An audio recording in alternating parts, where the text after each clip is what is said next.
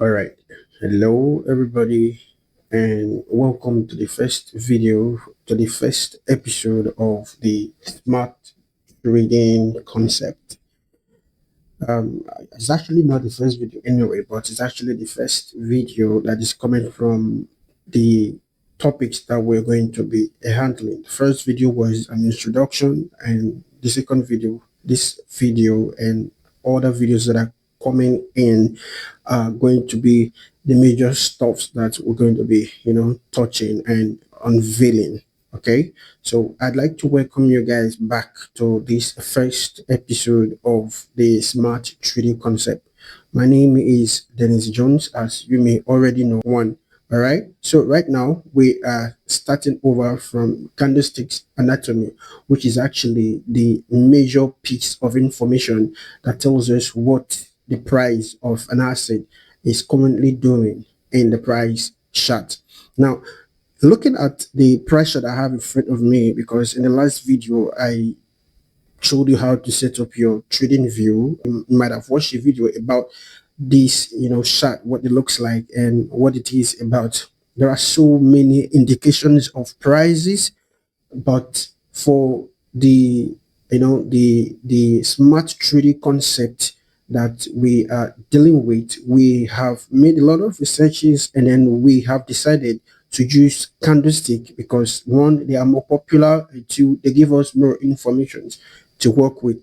Okay, that being said, I think we should just dive right into what candlesticks anatomy or science means. Now, you can see right here from my listing, we have the OHLC, which stands for the opening, the high, the low, and the closing of a candle. Whatever I'm going to be referring to in this list here is attached to what candle is. Okay, now after knowing what the OHLC is of a particular candle is, we're going to dive right into the types of candlesticks that are very much more important to us. What is going to be very important today is I'm going to make sure that I break down what candlestick anatomy is in the simplest manner that you are going to, understand it. So the first thing I'm going to, do is actually draw what a candlestick is. Though this is what the candlesticks are.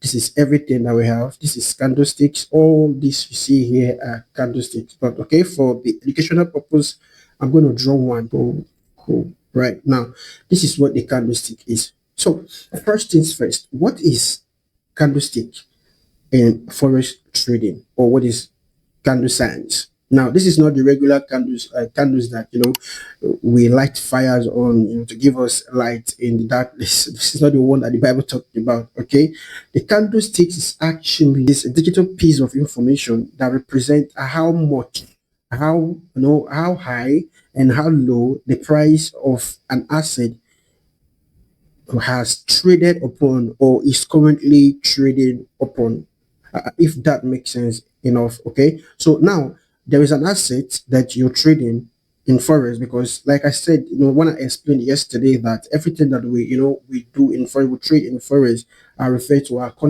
contracts and assets. Okay, and then I went on to also say that the money that you put into forex is converted to liquidity. So in forex there is liquidity. Now, I'm going to be using a lot of terms that you might not be familiar with. Some of you might be familiar with them already. I'm going to be using terms like bullish, bearish, and liquidity. Please, if you do not understand what these three things means, write them down and remember to ask in the comment section. Or in time, when we'll talk about them, you'll probably gain more knowledge about what they mean. Now, when you say a price action is actually bullish, it means the price action is going up, it is ascending, it is appreciating, it is gaining value. Now, when you say the price of an asset is bearish, it means that asset is losing value or it is depreciating. Okay, so it is falling. Okay, now that is what the bearish and the bullish, that is what it simply means. All right. Going on, what is liquidity? Liquidity simply means money.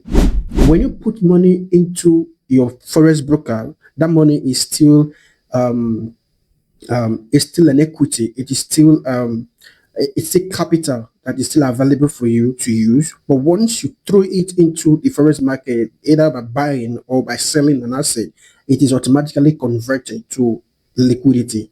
So it is what actually runs the market. Liquidity is more like the fuel that drives or makes a vehicle to move from one location to another. Okay, so I'm going to be referring to these terms probably in later videos, but our focus today is going to be on the candlestick. Okay, now what you must understand about a candlestick is this: the whole bunch of candlesticks that we have here are past informations that probably not very much important to you depending on the time frame. Now, when I mean time frame, when I say time frame, what I mean is the current period of time that that particular asset is trading on.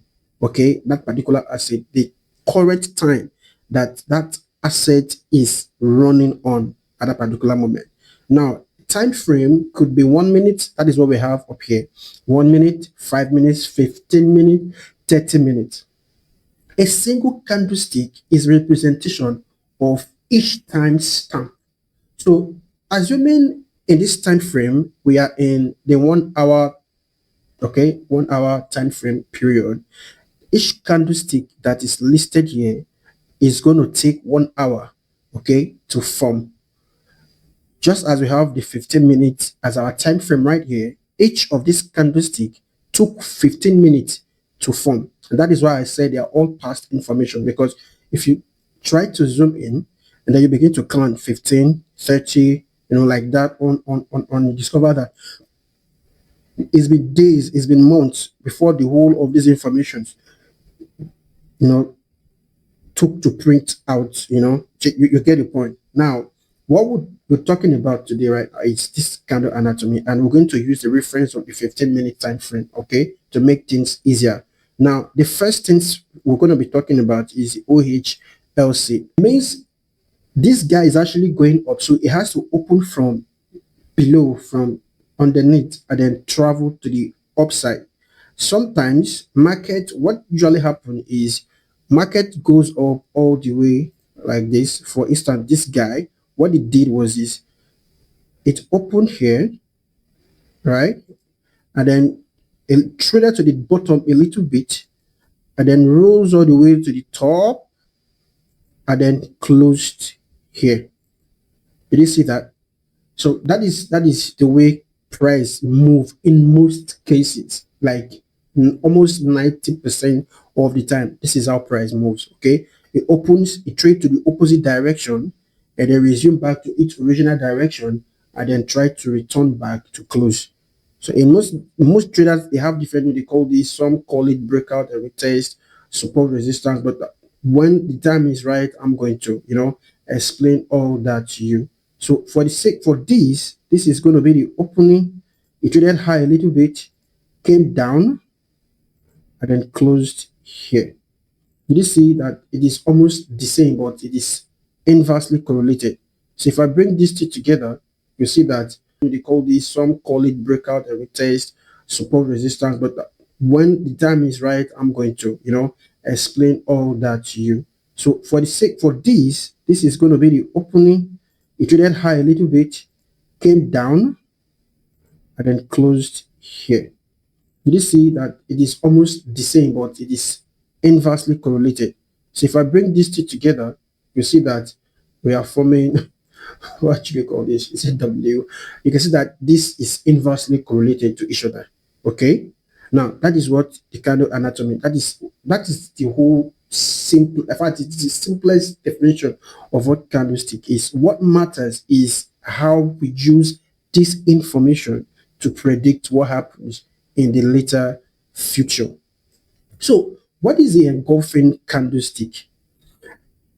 When an asset is being traded, sometimes the force at which it moves is usually stronger than the force that it moves in other times. Okay. Now, when the force of a candle is extremely strong, that it is perhaps, like, for instance, we say a bullish candle. Now, when the force of the buying concentration of a particular asset is very strong, it usually print bullish candles in most cases. So this illustration, we're actually illustrating with bullish candlesticks because this has very large bodies and little wicks. Okay, so a bullish candle, an engulfing candle is when there is more of the concentration of its body and then a little concentration of the wick. So this is the wicks and this is the body. This is a wick again, and this is the body. So we have bullish engulfing candles. We also have the bearish engulfing candles. Okay. Now the second one says pin bars. What is a pin bar? A pin bar is when there was a high concentration of the opposite direction of traders. Okay, for instance, we're using bullish now. Let's assume we have a strong concentration of sellers that were pushing the market to the downside, and suddenly the bull stepped into the market and then they push it to the very upper side of the market, leaving a long wick to the bottom, but probably a little body and a smaller wick in the top. So the names still remain, the labeling still remains, but then what has happened is this is in most cases referred to as a reversal candle, but you can see that the body is little, the wick from the bottom is extremely long, but the wick at the top is extremely small. So the opposite of this is going to be the bearish pin bar. Okay, yeah, something like this as well. So there is not much difference. Like I said, what happens to the bullish, if it's inverted, it is referred to as the engulf, is referred to as the bearish. Okay, now I'm going to draw the constitution of how this candle is actually formed. There was a massive fall in price after the opening here. So the market went all the way to the downside. Okay, went all the way again back to the up and then closed here. Did you see the difference? And then for this other guy, the market opened here and then it traded all the way to this side here. Okay, came all the way to the downside and then closed here. Push it out a little bit. There you go. So that is just what a pin bar is. Any top is considered to be the candle that has indecision, okay, between its buyers or its sellers.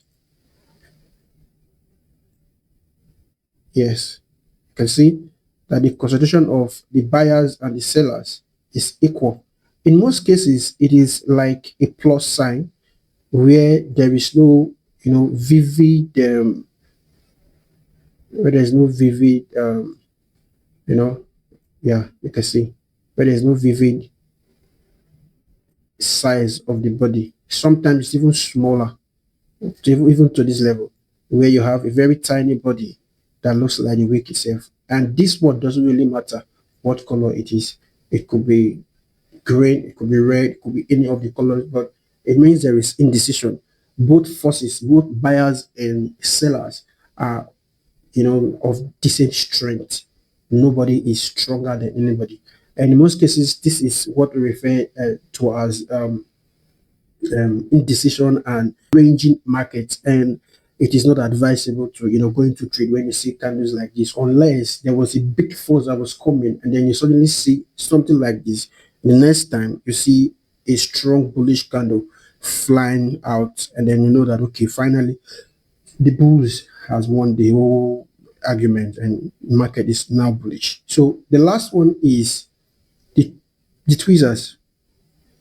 Okay, tweezers is when the body of a candle, when the body of the candle is completely filling each either of the side of either of the side of the candle itself, when the body is actually completely filling either of the side of the candle, either to the top or to the bottom, and then there is the opposite side of it, which is this guy filling here as well to the top. And then in most cases you probably might see little wick there, but that is the tweezer. And like I said, it is not very common. because the tweezer almost looks like the pin bars, but pin bars are usually smaller. This is what pin bars looks like.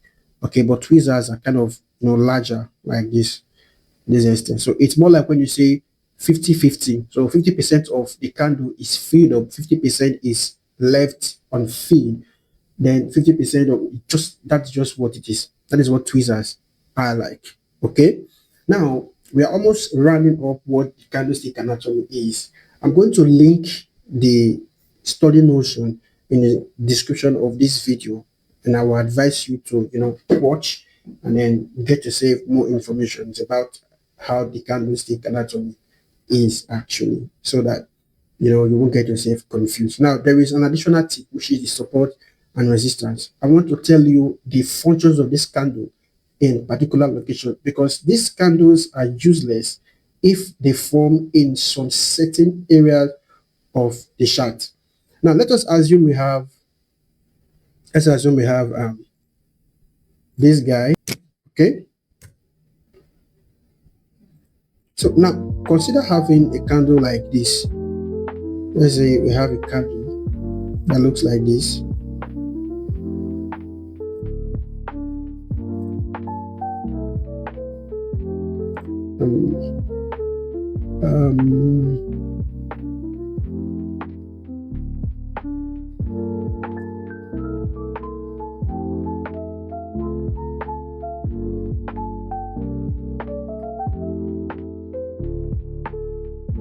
Okay, let's consider we have a candle like this that form in the support region. Okay, now there are other stuff we're going to be talking about, because this is actually a PD array topic, but it's just an additional topic. Okay, just to understand what the candlestick is all about. So let's assume we have a candle like this, and they will also have another one that just form next to it like this. What should you consider this to be? This is an engulfing candle, because this one is completely engulfing this guy here. If you see a signal like this, know to yourself that this is going to be a buy option. The market might likely come back to 50% of this candle, or probably hit this low here and then trade all the way to this guy here, the resistance level here, and then you make your profit. Now there are rules that we take to trading here in Smart Trading Concept, okay, and Academy. We don't trade directly to the resistance levels. We don't. It is against our rules because of other conferences that when we get there, we talk about a lot of conferences when we get to the topic of PD arrays, where we'll be talking about other blocks, other flows, breaker blocks, and etc. We're going to be talking about resistance levels in PD arrays. The reason why we don't trade to resistance levels in PD arrays, it is very, very important. And other rules are because we don't take more than at most 3. So 1:3 times of what we're risking. So you highly might not trade to that level. But once you trade to this level, you're expected to take your profit and then see the market. There you have it. But by the time you become greedy, you say, oh, there is resistance here, and then you start looking for opportunity to trade all the way to this level here, and then the market might just close on you, not trading to that level. And sometimes you might just see the market reverse all the way back to this level, and then if you're not patient and if you're not careful enough, you might end up exiting your trade, losing that opportunity. Now you can see that this is another support level. We'll get there because all of these have names, special names. Okay, they have special names, and this is a support level that is situated in it's close to another block, although this is actually when the time comes, we'll get there, and all these things we will talk about how they are all formed. And then if you're not careful enough, the market might break this and then come all the way down, hit your stop loss after trading to this level.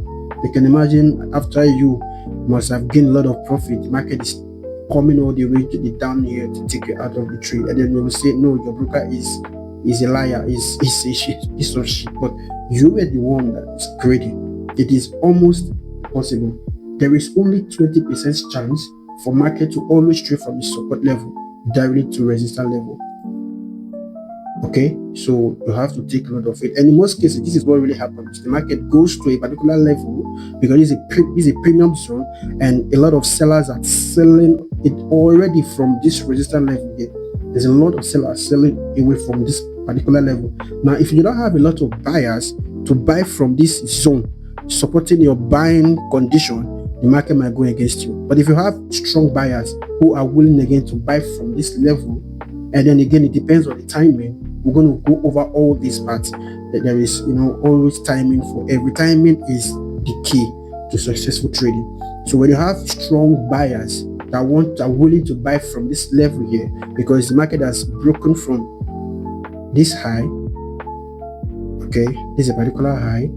But don't worry, we'll talk about all these later. It's just additional to support and resistance. Okay, so if you have a lot of buyers here, you might be lucky. At the end of the day, the market might still go onto your direction and then end up winning the trade.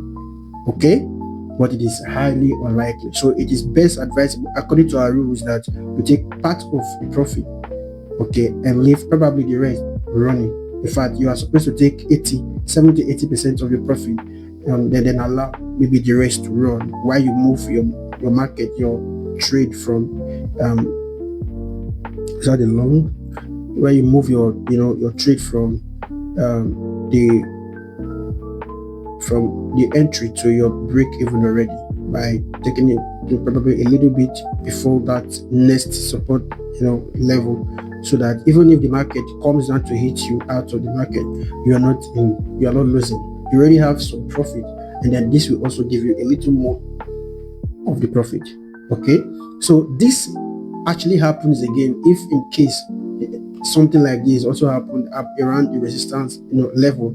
This whole thing will change.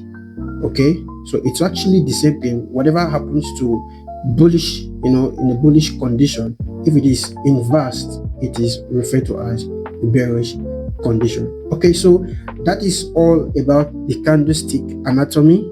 Again, the candlestick is the only information that you have, because you cannot see your opposite buyers or opposite sellers, your opposite competitors. The market is always running. Remember that there is about 10 to 15 million traders that are always in the chart.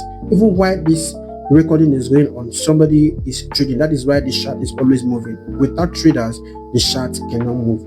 So there are trades that run for years, that runs for days, weeks. Some even run for months. And here I'm very sure that some trade actually can possibly run for a year. Those are investment trades. Okay, and these guys are people that have a lot of money. Now there is a general saying that the market is only hunting for liquidity. To me, that is not true. To me, it is not true. What happens is, when you have small capital and then you are too greedy and impatient to run into the market, then the market will just, in process of hunting for liquidity to, go to the next level. Because when the market is running for liquidity and it grabs enough liquidity to go to the right direction it's supposed to go to, it starts going back there immediately. So what makes you think that the market is coming to hunt liquidity or coming to hunt your money? No, it's not coming to hunt your money. It is your impatience and your inconsistency, and in some cases greed is what actually makes you to lose money most time when you trade. Okay, so that is it for candle science, candle anatomy. Do not forget to ask your questions. It is very, very important. Whatever you do not understand in this process, write it down. Get the study notes or the study book, then read more. Go online, read more about the candlesticks, and get yourself equipped with more information. We're here to guide you. And like I said, this is a journey. We are just starting. So this is where we're going to be ending the first episode of the smart trading concept. Have a wonderful one. We'll see you in the next video. Take care.